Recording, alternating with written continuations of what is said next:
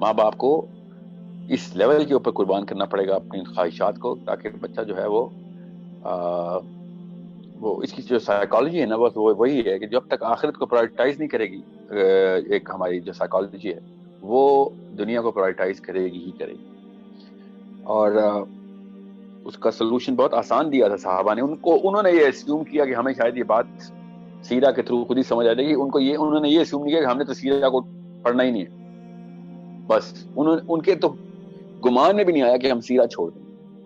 ہر مسلمان نبی علیہ السلام کی بات یہ سوچتا تھا اس صدی میں کہ جس نے سیرہ پڑھ لی اس کے بعد کیا کسر رہ گئی ہے کسی اور اسٹینڈرڈ کو بنانے کی. ہم نے وہ سیرہ ہی نہیں پڑھی. تو سوچیں ہم نے کتنا بڑا عذاب اپنے اوپر لیا کہ ہم نے سیرہ چھوڑ.